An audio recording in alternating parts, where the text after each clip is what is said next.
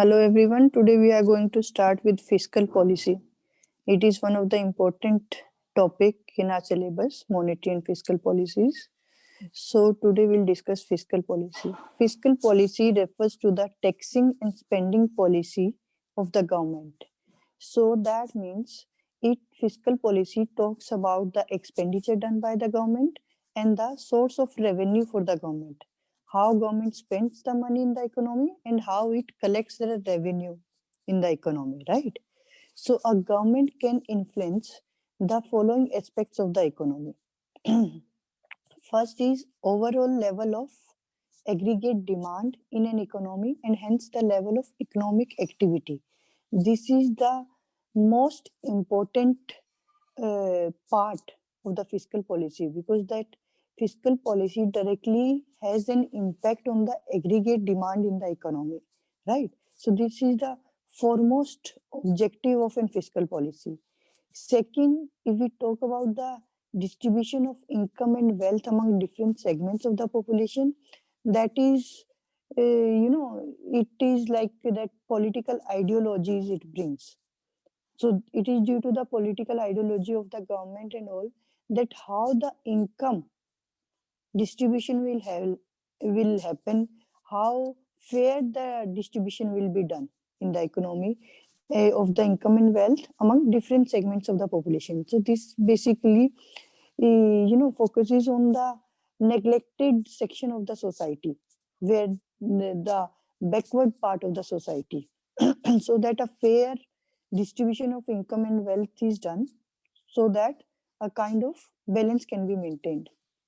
And the third one is allocation of resources between different sectors and economic agents, right? So these are the three aspects which are covered under fiscal policy. And now we'll be discussing the roles and objectives of fiscal policy and the fiscal policy tools and discussing them in context to macroeconomy. So moving on to the roles and objectives, the primary objective is to help manage the economy through its influence on aggregate national output. This is what I told you in the previous slide.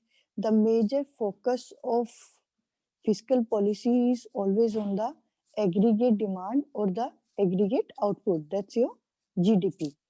The fiscal policy and aggregate demand, because this is how things change. Uh, Let me tell you, see, if this is in an economy, we know there are cycles, right? So this is the trend line and this is the cycle or the GDP cycles around this line. This is how it cycles, right? So the peaks and the troughs. Peaks and troughs means peak is the highest point, that is your boom, and trough is your recession or the depression point. Here it is the boom, and here it is the depression, right? And this part is your recovery part, and this part is your recession part. So the role of fiscal policy is to reduce this magnitude by controlling the demand. Okay, so what fiscal policy does is these peaks and troughs are there, so government tries to reduce this magnitude with the help of the fiscal policy by controlling the aggregate demand. Okay, and then how government deals with the expenditure and revenues, that we'll see. And then we'll see that there is the most debated topic, that is the deficit, whether deficit is considered good or it is considered bad. National debt, how much is acceptable, how much should be acceptable, and whether it what kind of negative impact it brings, and seeing the positive side. Now talking about the government receipts and government expenditure in major economies, in our economy there is a problem. India has always been facing fiscal deficit. Recently the fiscal deficit in India was 7.5% of GDP, right? And it was expected in budget of 2019 and 20 that it should not be, my expected deficit was 3.8%, and the actual amount is 7.5%, which is a bit on the higher side, right? So what is happening, uh, if you compare it to the emerging markets or emerging economies, it is much higher. Okay, in the Mint's list, there was a list of 10 emerging markets. In that, India stands almost on the top two. That means it has very worst position in fiscal deficit, which should not be there. So when, like, if we talk about US government has a government revenue of 32% and expenditure of 39%. This I'm talking about the 2018 data. Figures are from 2018. And in India, the government revenues are 17% and it is almost 27% as per 2019. That is 2019 figures, these are. So it shows a worst position. And in India, what is the revenue source is mostly the taxes. But the problem is this, that India has a very narrow tax base. Okay, so most of the collection comes from the indirect taxes, not from the direct taxes. Because in direct taxes, people are not paying income tax, whether it is corporate tax or it is income tax, those are direct taxes. There, India is always falling short. But in collecting the indirect tax, that is quite fine. Okay, almost 62% of the tax collection comes from the indirect taxes. So the only revenue source is indirect taxes which is contributing more. But India needs to work on that narrow based tax system of direct taxation system also. Secondly, talking about the spending is 27%, and there is a, if government keeps on accepting, keeps on spending, so government has to borrow also from somewhere. So that leads to more and more spending, more and more deficit for years. If it is occurring more fiscal deficit for years, it leads to the increase in the national debt of a country. So that's what has been happening with India. The fiscal deficit every year it is standing same, or it is the position is same, which is leading in the growth of national debt of India. Now, fiscal policy can influence output and can be used for economic stabilization. Obviously, it influences the aggregate demand, and that's why it brings the economic stabilization. So, budget deficit means, although you must be knowing that if government's revenue is less than the government expenditure we can say tax also. Why? Because the, oh, sorry, revenue means tax here, because the source of revenue for government is only taxation system. So if revenue is less than expenditure, that leads to budget deficit. And if revenue or the taxes are more than expenditure, that is a situation of surplus, budget surplus. Okay, but that is rarely seen in reality. So we have been going through the severe budget deficit thing, and that has been stable from last so many years. Then if we talk about the, what are these automatic stabilizers? See, this we were talking about. This is the, on x-axis we have time. Here we have the GDP, or you can say economic activities. On the y-axis, this is your trend line, and these are your economic activities. Okay, your GDP is cycling around this line, around the trend line. So what is happening? When this gap is increasing, here, economy is heating up. It is at the, on the, zenith of something where there is high productivity, there is high manufacturing. And here what is there? everything is low. Everything has come to a lull. Nothing is happening. So there are two kinds of policies which can be implemented. There is expansionary fiscal policy and there is contractionary policy. Any of these two can be adopted. So in expansionary, what happens? We'll see them. There is one slide related to that. In expansionary, we try to reduce the taxes, or government tries to spend more. Government spending increases, because if government spending increases, the more money comes in the economy. But here what will happen? A contractionary has to be adopted. Contractionary, so that you have to bring down the heating up economy. You have to bring it down. And here expansionary is to be adopted.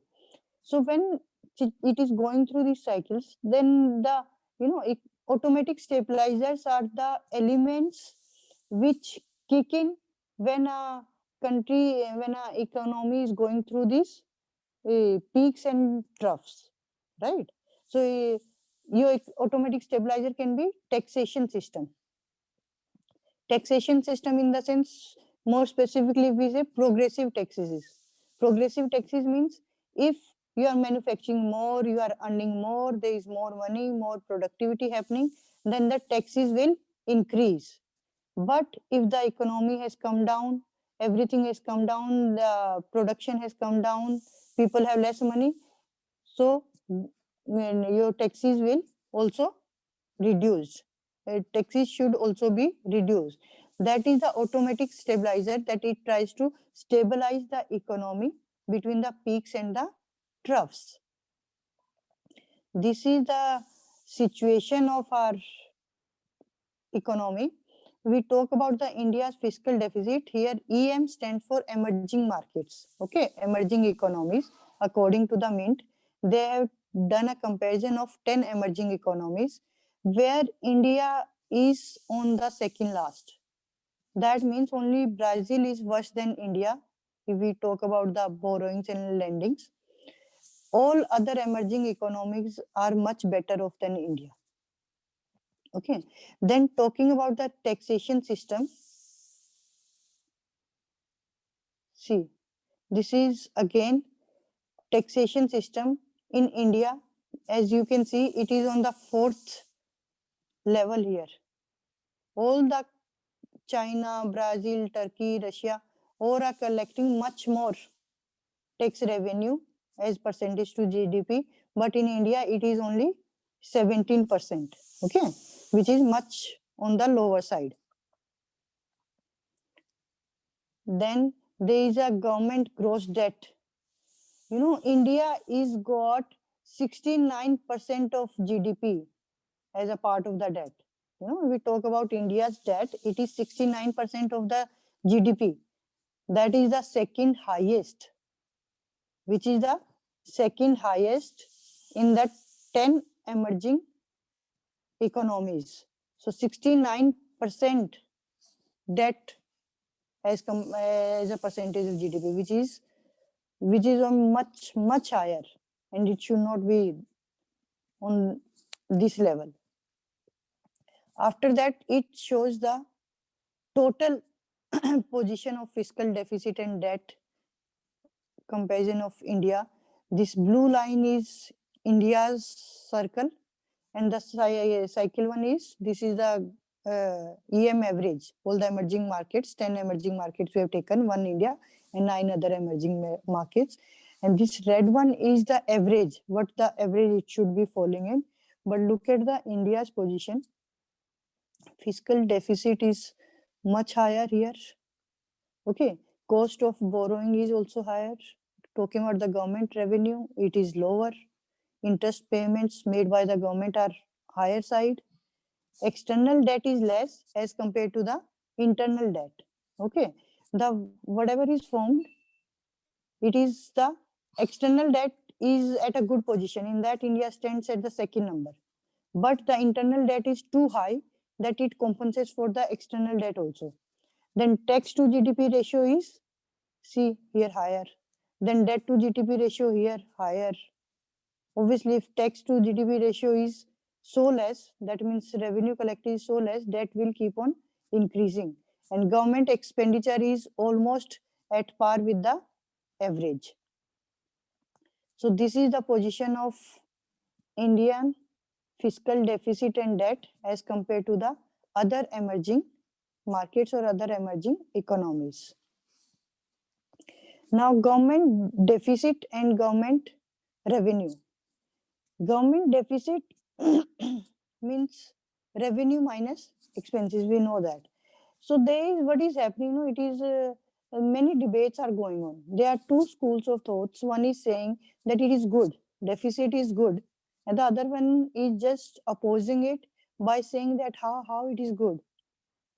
It brings extra burden to the government. Those who are supporting the school, which is supporting that it is good, they are complementing, they are supporting their debate by saying that more deficit means government is spending more. Government is spending more in the economy. That means more infrastructure products and everything is happening. So that is a kind of expenditure which is done by the government for the future growth, for the future activities. So in future that will get you revenue. That's why they are saying fiscal deficit is good. On the other hand, the second school is saying no, more deficit means more borrowing, and more borrowing means that more debt, and that debt's burden will ultimately come to the common man. Government will start imposing more taxes, government will start collecting more taxes from the common man, so that burden will come on the common man. And then there is another phrase called as crowding out effect. Crowding out effect means that only government is borrowing so much of money that private businesses have they don't get access to the money. Okay, because only government keeps on borrowing. So what will happen? There will be no investment from the private sector. It will curb the private sector totally. So there will be no private investment happening. So this will lead to a big problem, and this is known as crowding out effect. Okay, so there is always a debate going on whether fiscal deficit is good or not and how much debt is acceptable. Excuse me ma'am. Yes, ma'am जो पहले वाला topic था वो थोड़ा repeat कर दो, network issue की वजह से सारा रह गया। this deficit and national debt. Ma'am इससे पहले वाला। यस मैम, एक्सटर्नल डेप्थ के बाद का ma'am. Okay, see, we know that in external debt, India is doing pretty okay. It is on the second number. Okay, but internal debt is too much. Then next, if we see here, tax to GDP ratio is less. The total taxes collected by the Indian government only stands for 17%, which is less. But debt to GDP ratio is high.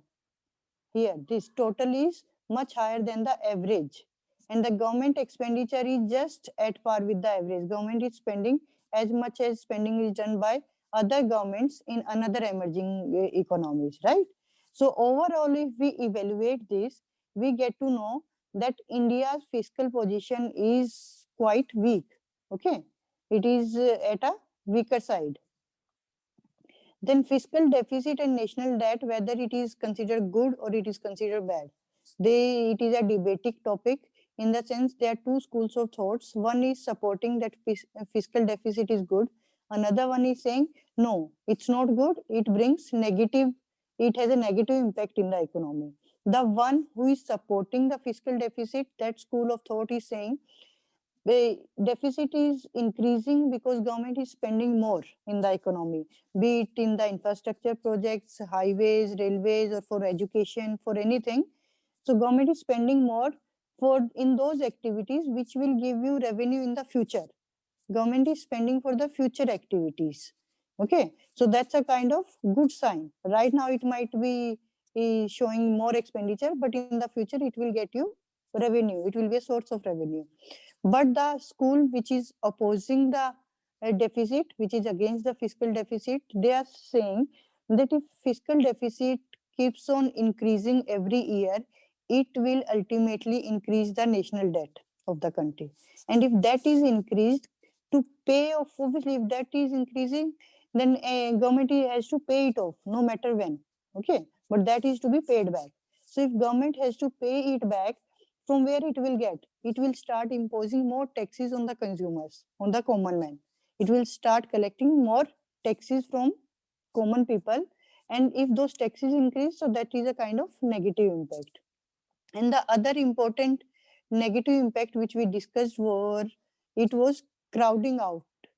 Crowding out effect is that effect in which the government keeps on borrowing. Government keeps on borrowing so much money that private businesses, they do not get access to that money, and they cannot do any kind of investment, which will totally suppress the private investments, and private sector will get over. Okay, it will curb the private sector, and which is not good for the economy. And this is known as crowding out effect, which is against the fiscal deficit. After this, there are fiscal tools, and there are several fiscal tools which can be used by the government. The fiscal tools are, the government spending can take several forms, like transfer payments. Transfer payments are those payments which happen at the one end, like the unemployment aids, unemployment money, which is given to the unemployed, and the old age checks, which is given to the old age people, 2000 monthly or whatever. So those are kind of transfer payments which are going only from one side, nothing is coming in return. Then second one is current government spending. Current government spending means your routine and regular spending which is done by the government, and the capital expenditure is related to your bridges, roads, and your other infrastructure projects, which involve your huge investment. Then talking about the economic and social justification of government spending. If we talk about economic, the infrastructure or the investment done by the government in infrastructure projects in highways, they are saying it will, it will cater to the economic activities. It will act as it is necessary. This infrastructure buildup is necessary because it will lead to the smooth and stable economic activities can take place, and it will give a boost to the economic activities. The social justification is that for the government spending, all the section of the society are never equal. There is one less privileged section of the society, or there is a one section which is little weaker, not well off. So to give them a kind of support, the government spends. Government gives many kinds of aids to them. So that is the social justification for the government spending, and the economic justification is which adds to the economic activity. Then government revenue can take two forms: direct taxes and the indirect taxes. Okay, direct taxes are your income taxes, your corporate taxes, all kinds of direct taxes, in which India is lagging behind. Okay, because in India still people, not everyone is paying their income taxes. If everyone is not paying, so that tax base is very narrow in India. So whatever the revenue Indian government is generating, it is coming basically from indirect taxes. But that was also an issue in last 2 years due to the GST. Okay, there was some issues going with the GST. People are not accepting, opposing. There were many technical issues also. So due to that, also indirect taxes were also not what we were expecting due to the introduction of the GST. So that revenue side we are lacking. Then what can be the attributes of a good tax policy? Now let's talk about the attributes of tax policy. It should be simple. It should be efficient. It should be simple in the sense that tax system of any country should be so simple that anybody can understand it. Okay, efficiency means it should be efficient, that the cost of collecting the taxes should be less, right? That's why when GST is introduced or value added tax, all those were there. Those are much more easier to introduce, because in that government doesn't have to incur any extra cost. They just introduce and it becomes a part of the chain. So efficient means cost of collection should be less. Fairness means they should be very, now it is, in reality in books it is fine, fairness, but in reality if we say there is no concrete policy which you can say it is fair, because some people say that flat tax system is fair because it is charging flat system from everyone, but others say no, richer should be paying more and poor should be paying less. Otherwise, if flat system is there, it makes richer the richer and poor becomes more poorer, isn't it? So they are saying it is not. Rich person should be levied more taxes and less taxes should be for poor people. Then revenue sufficiency. Revenue sufficiency means that feature of a tax policy that much of tax you supposed to collect, at least that much of taxes should be levied that are sufficient that are sufficient enough for the revenue of the government, so that it is sufficient enough to cover the expenditure of the government. So sufficiency here means the sufficient amount of the taxes should be there which suffice the revenue of the government, right? So these are some of the features of a tax policy. And then contextually fiscal policy and expansionary. I missed out that slide somehow. So if we talk about the expansionary, just a second. There are two kinds of fiscal policies, expansionary and contextually. In expansionary, what government does? Government cuts down the taxes and government increases the spending. That means expansionary means when a economy is in recession, if government is cutting down the taxes, be it personal taxes, corporate taxes, or indirect taxes, personal taxes को cut down किया, so that means a person will have more disposable income. I'll have more money in hand, so I'll be spending more in the economy, right? And if sales tax को cut किया, so that means I'll be paying less. Sales tax means the price of the product will come down, cost will come down and price will come down, so consumers will have to pay less money for that, right? So if cutting down taxes, so that is bringing more money in the economy. Then increase in the spending, the government is spending directly indirectly somehow, so that the economy from the recession it can bounce back. Then next is contractionary. Contractionary means when it is in the boom here, so the whole economy is getting heated up. So government has to bring it back towards here. So what will government will do? Government will increase the taxes. Taxes will be increased. If taxes will be increased, everybody will have less money in hand, less income in hand, they'll be spending less.